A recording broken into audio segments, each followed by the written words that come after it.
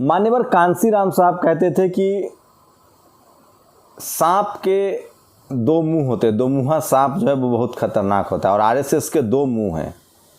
सोचिए यूपी में क्या हो रहा है। किसान आंदोलन के जरिए एक बड़ी राजनीतिक साजिश हो रही है जिसे मैं समझाने की आपको कोशिश कर रहा हूँ। इस देश में आरएसएस चाहता है कि अगर बीजेपी ख़त्म हो तो कांग्रेस बनी रहे, दोनों ख़त्म ना हो, कोई एससी एसटी ओबीसी माइनॉरिटी ना आए। ये खुलासा हुआ है कि जिस तरह से लखीमपुर खीरी में जो घटना हुई है उसके बाद लगातार आरएसएस की कोशिश है कि इसका फ़ायदा कांग्रेस को मिले, कांग्रेस को मुसलमान के फेवरेट हो जाए, दलितों के फेवरेट हो जाए, किसानों के फेवरेट हो जाए, ताकि अखिलेश और मायावती का जो वोट बैंक है उसमें दरार हो। और खासकर अखिलेश सबसे ज़्यादा टारगेट पर हैं। क्या अखिलेश यादव ये समझ पा रहे हैं कि नहीं समझ पा रहे हैं? जानबूझकर मीडिया को कहा गया है कि अब आप कांग्रेस के पक्ष में बैटिंग कीजिए। सारे पत्रकारों के सुर बदल गए एकाएक। मैं देख रहा था कई चैनल्स, जो मीडिया कल तक आप राजस्थान में चुनाव हो तो बीजेपी के साथ, महाराष्ट्र में चुनाव हो तो बीजेपी के साथ, मध्य प्रदेश में चुनाव हो तो बीजेपी के साथ, छत्तीसगढ़ में चुनाव हो तो बीजेपी के साथ, लेकिन वही मीडिया जब बिहार में चुनाव होती है जहां बीजेपी के पक्ष में तो है तो आरजेडी के खिलाफ, लेकिन वही मीडिया यूपी में जहां बीजेपी वर्सेज अखिलेश है तो वो कांग्रेस के साथ हो रही है। कोशिश ये है कि किसी तरह से मुस्लिम्स, दलित और पिछड़ा वोटों में कांग्रेस सेंध लगा पाए और इसका सीधा सीधा फायदा बीजेपी को हो। ये बड़ी कोशिश हो रही है और इसीलिए कांग्रेस के सारे नेता, सोचिए राजस्थान में भी किसानों पर लाठीचार्ज हुआ लेकिन उसके बारे में वो बात नहीं करेंगे। तो मैं फिर कह रहा हूँ, मैं इस बात पर अडिग हूँ कि कांग्रेस और बीजेपी जो है वो दोनों चचेरे मौसेरे भाई हैं। चचेरे भाई कहिए चाहे मौसेरे भाई कहिए। कुछ दिन पहले मोहन भागवत का बयान भी आया था। तो ये एससी एसटी ओबीसी और माइनॉरिटी के नेताओं को सोचना है कि अब आप क्या करेंगे, क्या आप लड़ने भिड़ने के लिए तैयार हैं? लेकिन ये privilege SC ST OBC minority के नेताओं को नहीं है। वो कौन सी सेटिंग है जो अखिलेश यादव को नहीं जाने देता है लखीमपुर, लेकिन मायावती के सतीश चंद्र मिश्रा को नहीं जाने दिया जाता, लेकिन प्रियंका जा रही हैं, राहुल गांधी जा रहे हैं और राहुल गांधी को अच्छा माइलेज भी मिल रहा है। और अब मीडिया ने भी कवरेज जो है वो कांग्रेस की तरफ कर दिया है। आज राहुल गांधी ने एक प्रेस कॉन्फ्रेंस की और कहा कि मीडिया अपनी भूमिका सही से नहीं निभा रही। सोचिए, मीडिया, डॉक्टर अंबेडकर कहते थे कि मीडिया कांग्रेसी मीडिया है, जिसको आज हम लोग बीजेपी की मीडिया कह रहे हैं। जब कांग्रेस सत्ता में थी तो मीडिया कांग्रेस के साथ थी, अब जब बीजेपी है तो कांग्रेस जो है, मीडिया जो है वो बीजेपी के साथ है। लेकिन अखिलेश, मायावती, तेजस्वी, हेमंत, इन सब के साथ मीडिया कभी खड़ा नहीं होता है। तो ये हमारे नेताओं को भी सोचना चाहिए।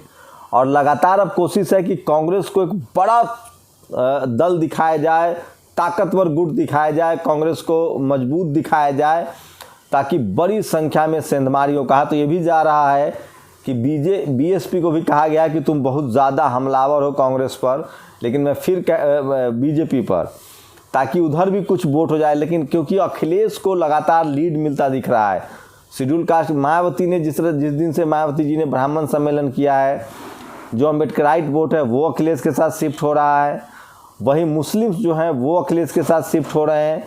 तो एक लगातार कोशिश है कि कम से कम कांग्रेस जो है वो कुछ परसेंट वोट मिलाए।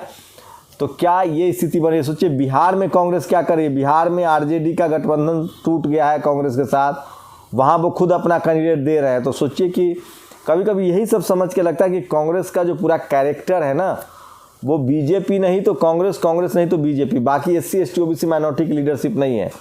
लीडरशिप के नाम पर वो कुछ थोड़ा बहुत थमा देंगे, लेकिन लीडरशिप वो अपने हाथ में रखेंगे। और ये सवर्ण समाज के लिए सुखद है कि उनके पास दो विकल्प है, एक हार्डकोर और एक सेकुलर कोर।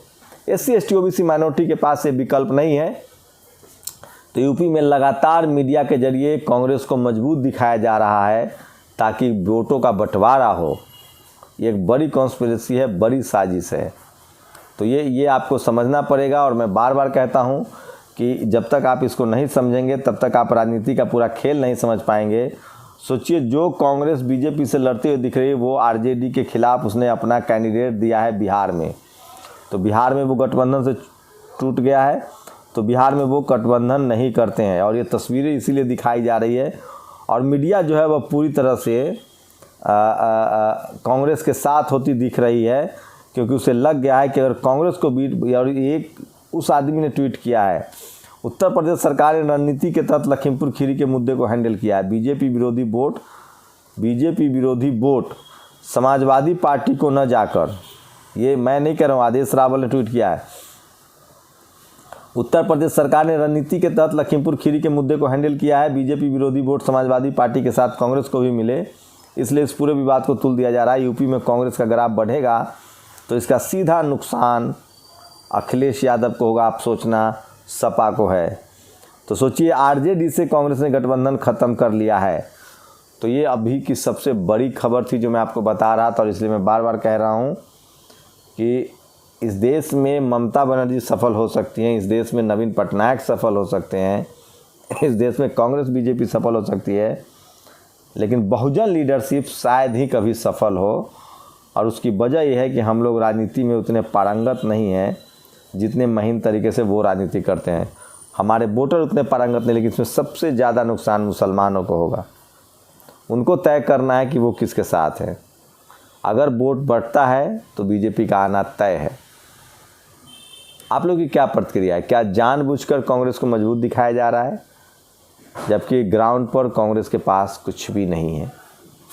कांग्रेस को सवर्ण समाज के लोग बीजेपी के साथ बने रहेंगे, शेड्यूल कास्ट, मुसलमान और पिछड़ी जाति के लोगों का वोट बटेगा तो सत्ता बीजेपी की ही आएगी। तो आप लोग को तय करना है कि आप लोग के लिए क्या ज़रूरी है। लेकिन ये राजनीति जो हो रही है, मेरा मन था कि मैं आपको डिकोड करूं, क्योंकि जैसे ही टीवी का रुख कांग्रेस की तरफ जाता है आपका दिमाग खटकने लगता है। आप लोग मेरी बातों से सहमत है? सहमत अपनी प्रतिक्रिया जोड़ दीजिए। शुक्रिया। नेशनल दस्तक की आपसे गुजारिश है कि अगर इसको बचाना चाहते हैं तो नेशनल दस्तक को सब्सक्राइब करने के लिए रेड कलर के सब्सक्राइब बटन को दबाएं, फिर बेल आइकन की घंटी दबाएं। नेशनल दस्तक को बचाने के लिए बहुत ज़रूरी है कि हर खबर को शेयर करें, लाइक करें, कमेंट जरूर करें।